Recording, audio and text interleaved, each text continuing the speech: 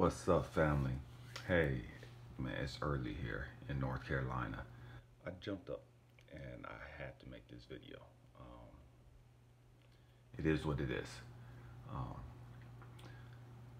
Stay with me. We're going to go deep today. Okay. Um, Many of you guys know that my father murdered my mom when I was 2 years old. And in 2017, excuse me, at the end of 2017, I took my three youngest kids to Medford, Oregon to see my dad. I wanted them to, and my youngest daughter, Jade, was like, "Dad, why are we going to see him? You know, didn't he murder Grandma? You know, and because of him, didn't all this other stuff happen?" And it was like, "Yeah, it did. He did." And they were like, "Why are we going to see him?" you know, I need you guys to understand something. I need you guys to witness me forgive my dad. Understand, um, prior to me realizing that my father, or finding out that my father was in Oregon, my father was in Michigan, and I got a call from my aunt in Florida, and she was telling me that my dad had threatened to kill her. If you know anything about me, I'm like the last person in a family that my family tells anything to. You know what I mean? Because I got a short fuse. My fuse is like that big. You know what I mean? I'll go from 0 to 60 quick, and I'm gonna do some stuff that I'll probably regret. You know what I mean? But I'm gonna make sure stuff get handled. Um, and I've always been that way. I've always been the protector of my family, always from childhood. Okay, and so she was telling me that my father threatened to kill her. So I called my dad. And I asked him, I said, "Did you threaten to kill, Aunt Carolyn?" And he was like, "Yeah," and he had an attitude about it. And just his attitude put me on edge. I was already pissed off, because he threatened to kill her. And this is the same person that killed my mom and my Aunt Carolyn. Although she wasn't perfect, although she wasn't um, a great parent, she did the best that she could. You know what I mean? And she raised me. She became my mom. And it's like, you took my biological mom. Now you threaten to take the one who raised me. And although I had issues with her, hell no. You know what I mean? No, no. I'm not letting that happen. And so I was talking to him. And he was like, yeah, and he had like a stanky attitude about it, like, what you gonna do about it? And so I told him, I said, you come back to California. Let me know that you're in California again. The last conversation I had before he went to Oregon. I said, come back to California. You big, you bad. Come back to California. I got a bullet with your name written on it. I shouldn't have said it. I was dead wrong. Um, I meant every word of it. And he knew I meant every word of it. And he was like, you must not know why I went to prison and whoop de whoop de. I said, I don't give a damn about why you went to prison. I know why you went to prison, punk. I said, check this out though. You must forget who my daddy and who my mama is. Cause I give two damns about why you went to prison. I'm just letting you know, you bring your ass back to California, I'm sending you to hell with a bullet in your skull. So you big and bad, come on back to California. And he hung up. And I hadn't talked to him since. 2017, that was like probably 2005, 6, that I had this conversation with him. 2013, 2017, I get a call from another aunt telling me my dad's not doing good. He's in Oregon. Um, he's close to death. He's in a nursing home. Um, He's on dialysis and just whoop-de-whoop-de-whoop. And nobody in the family can get up there to go check on him. My father murdered my mom. He's never apologized for it. He murdered her in front of me when I was 2 years old. He's never once apologized for it. He's never owned up to it. He acknowledged he murdered her. To him, he was trying to save our lives. To him, he was trying to rescue us and all this other stupid crap. But he's never apologized for it. He's never apologized for the pain that was a result of losing my mother and my father because he went to prison for it. So, I have my 3 younger kids. Everything else stops. It's Christmas time. And we're going to Medford, Oregon to see my father. And I want them to see me and hear me forgive him. And they're like, why, Dad? And I tell them, if I can forgive my dad for murdering my mom, then I don't care who does what to you, you can forgive them. Forgiveness is an action and a choice, as well as it is a process. I'm going to say that again. Forgiveness is an action, it is a process, and it is a choice.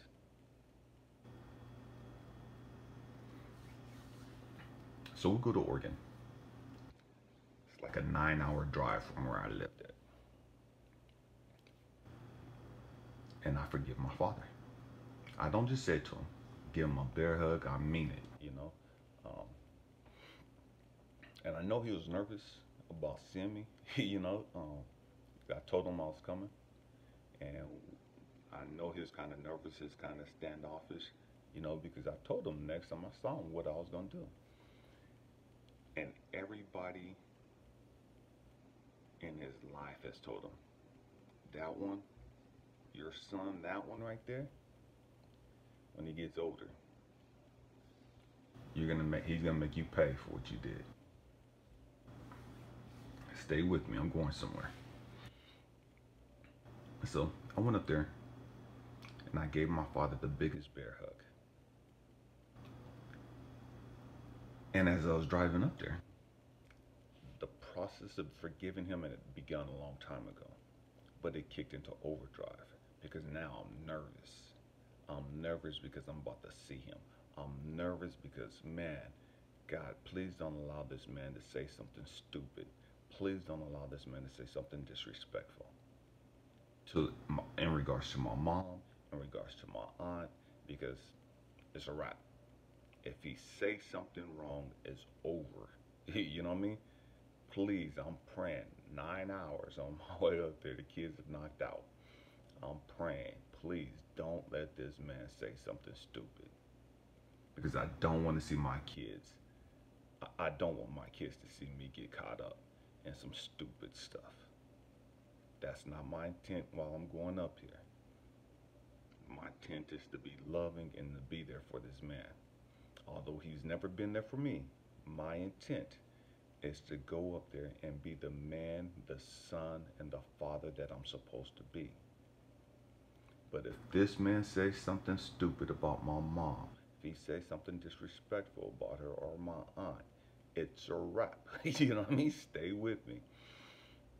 And so I get up there and he's standoffish. He's in a wheelchair because he can't walk or scooter. And I just bend down and I give him the biggest bear hug. And I thank him. And he looks at me. I said, thank you for teaching me how to be a father.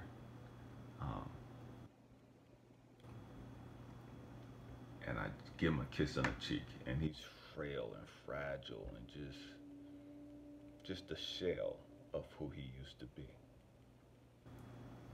Father used to be huge. He was a captain in the BGF. That's Black Guerrilla family. That's it is what it is. You know what I mean? While he was in prison, he was I think he enjoyed going to prison because he was somebody there. You know, he had power, he had clout. You know, and on the streets, he was nobody to us. You know what I mean? I I didn't give a crap about him. You know, stay with me. And so my kids were just looking, and they're like just standoffish, and they walk up to him, and they give him a hug. Forgiveness is an action. It is a process. Okay, as well as I can't even think of the other word I said. It'll come to me in a minute.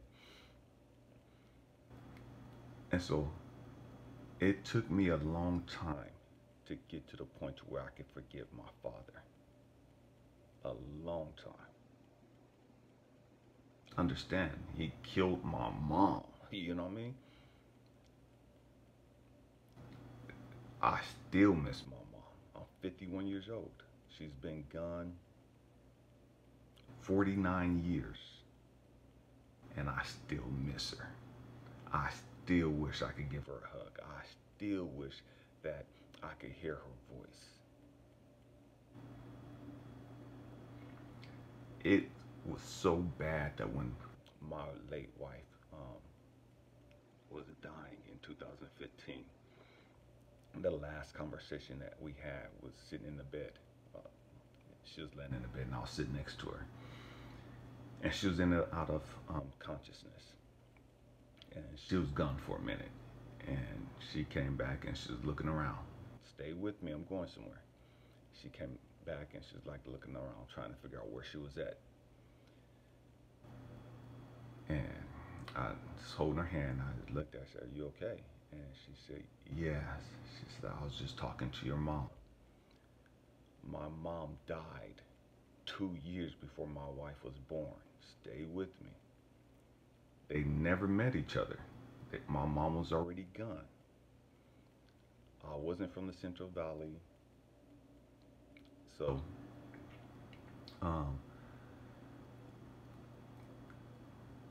my wife is looking at me, and she's like, "I was just talking to your mom. And she told me to tell you how proud she is of you and that she loves you." And that broke my heart. Stay with me.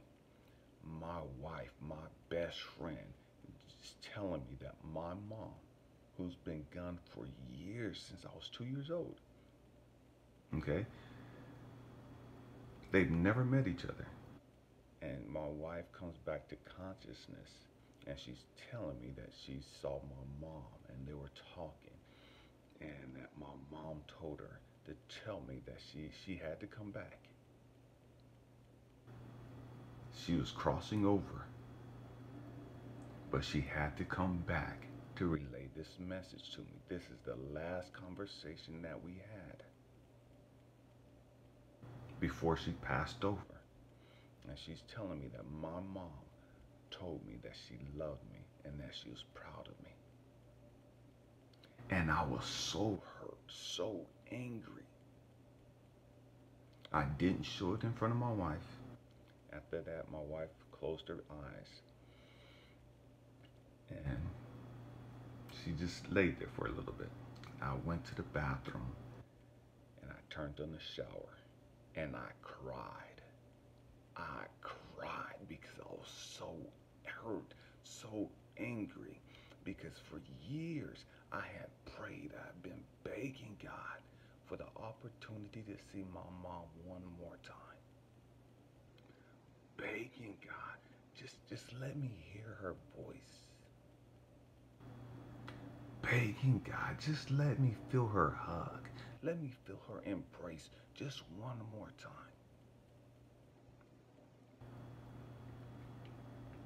And it never happened. Just let me look into her eyes. Just once.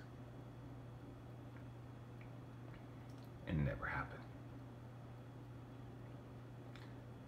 And so I was angry.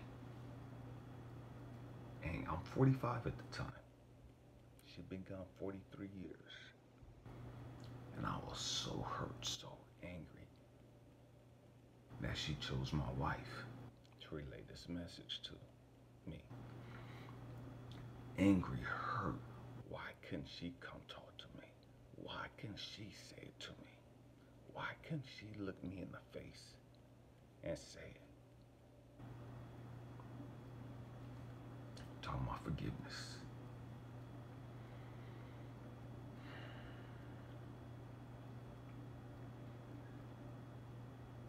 It's crazy because at that moment, I knew my wife was dying.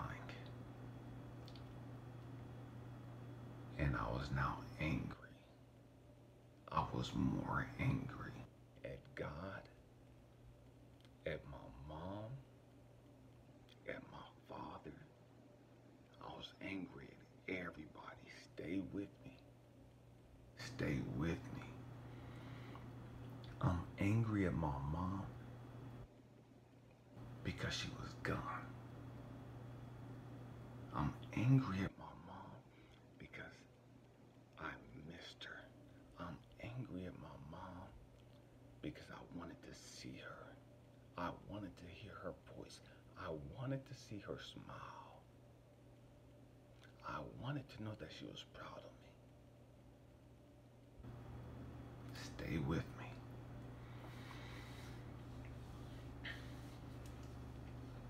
And so, when I went to go see my dad, all this rage, all this anger, this hurt, because this is the man that took my mom from me. I had to let it go. I had to release it.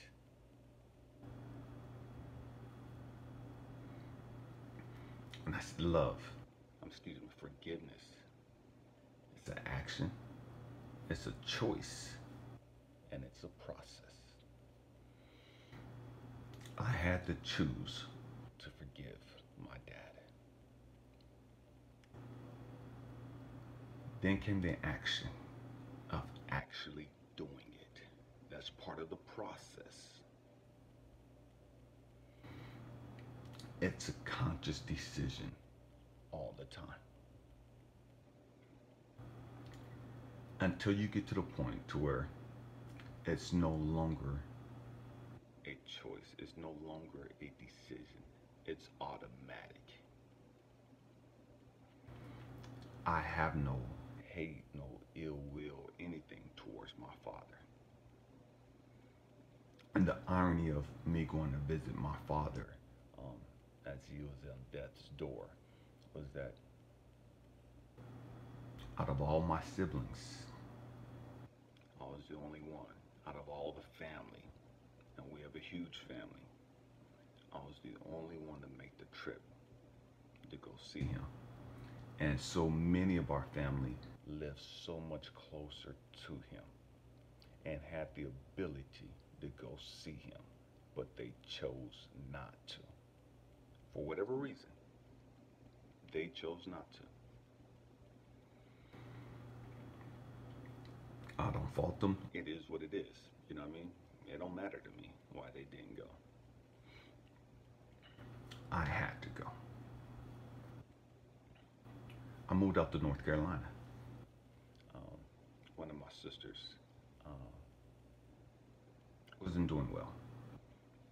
And down the street from her lives my aunt and uncle. My aunt, the one who raised me, who was verbally abusive, physically abusive, emotionally abusive.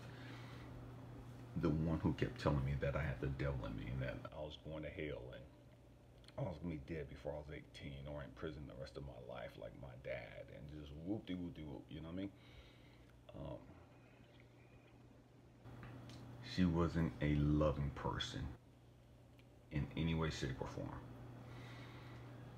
She didn't show love to us.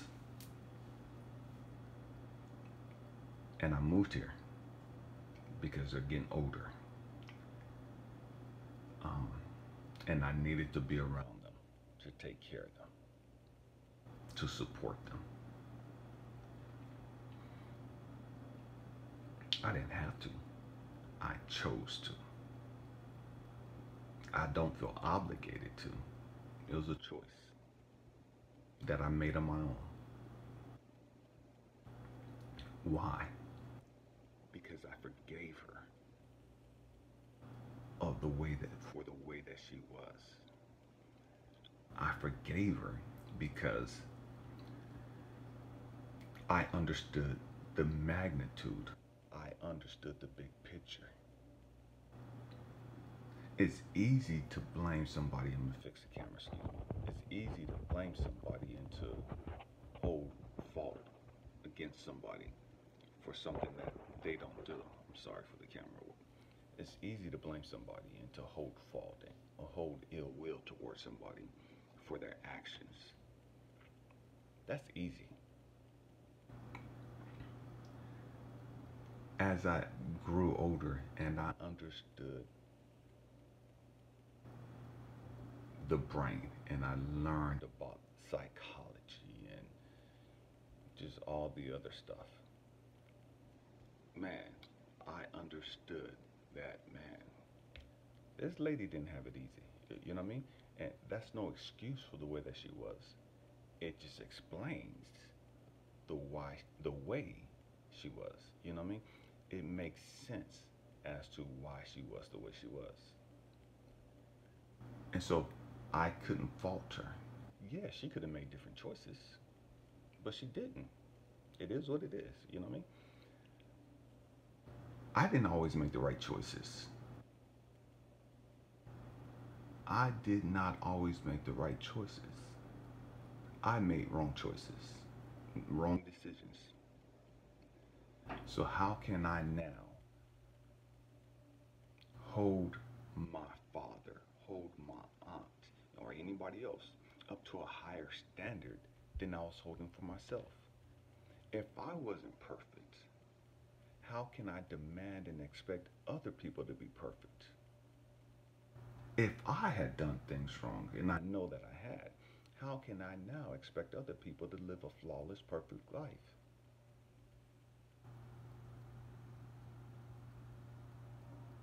If I had said things, and I know that I had, if I said things that was offensive to people, if I said things that I knew hurt people's feelings because I was pissed off, hurt, whatever the case may be, it don't matter. I still said things that I shouldn't have said. If I did that as a grown person, how can I now sit back and still hold these people or judge these people for the things that they did to me when I in return did the same thing? I didn't tell people they were going to hell. I didn't tell people they had the devil in them or anything like that. But I was dogmatic. I was hurt. Hurt people hurt people. Heal people heal people. As a hurt person, I hurt other people. It wasn't always intentional. It was because I was protecting myself. It was because I was hurt. I didn't know any other way. And so I hurt people. Man, I paid the price for that 100 times over, you know what I mean?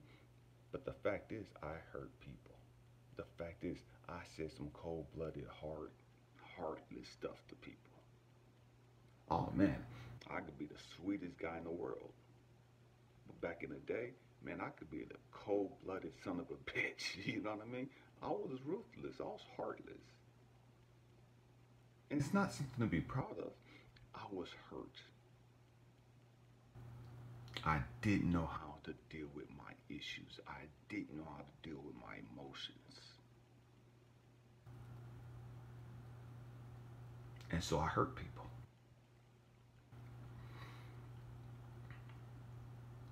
And I've had to forgive myself for that. But how can I hate or not forgive those who've done the same thing to me? You know what I mean? And so many of us, We walk around with this unforgiveness towards our parents. We walk around with this unforgiveness towards our siblings. We walk around with this unforgiveness towards family members and all everybody else, our exes and everybody else. And we expect them to be perfect, and we expect them to do everything right, and whoop de whoop de whoop, and man, they shouldn't have did this, and they shouldn't have did that, and da da da da da. Man, shut the hell up with that. You know what I mean? Let it go. Let it go. Let it go. It serves you no good. You know what I mean? There's no purpose to it other than keeping you trapped in that cycle. In order to be free, in order to be able to truly enjoy life and all that life has to offer, in order to live your best life, man, you got to let go of the baggage. You have to let go of the baggage.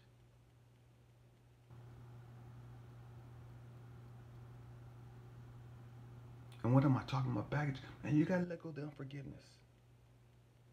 You got to let go of the hate. You got to let go of the anger. You have to let that stuff go. It's killing you from the inside out. It's stopping you from reaching your full potential.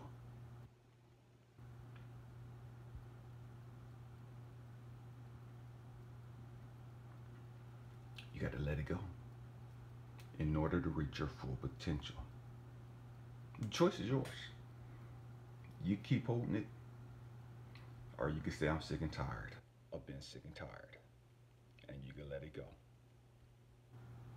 No one can make you let it go.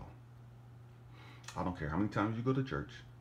I don't care how many times you go up for prayer. I don't care how many times you pray. It's going to come down to you making a choice to let it go. And you could say that, yeah, I chose to let it go. I chose to let it go, but it's still here. You're not going to forget it. But every time it comes back to your mind, you got to make that choice over again. You know what I mean? I forgive. I let it go. I'm not holding that. It's as if me hating my dad, me holding that judgment over him, me not forgiving him, it's as if I have my hands around his throat and choking the daylights out of him for what he had did. And the forgiveness, the action, you know, the choice, the process was me going from here, just like in on him, to just like from here to here, where I'm giving him a hug, a sincere hug.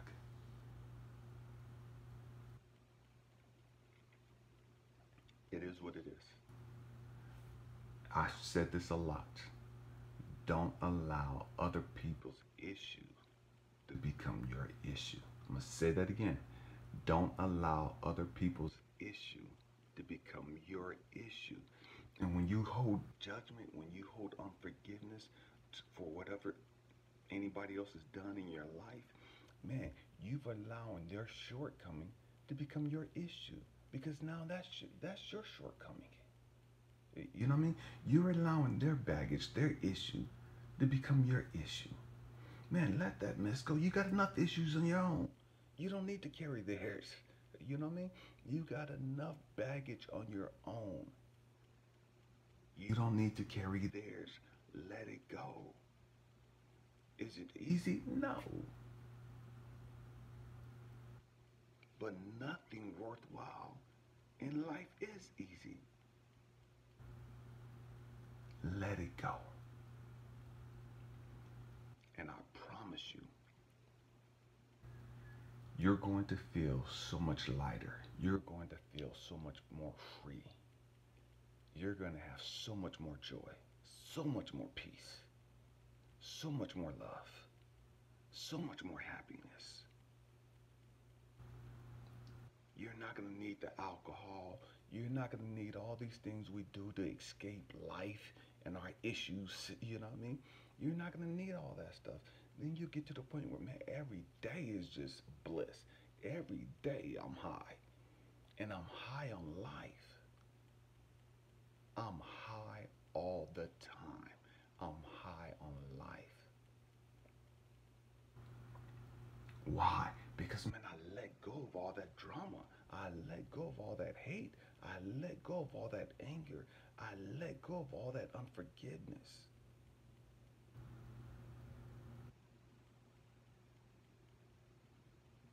My hope and prayer is that you find a way and the strength to learn to forgive. Not just others, but yourself as well. And that you understand that forgiveness is a choice, it is an action, and a process. I love you guys. Happy healing. Peace.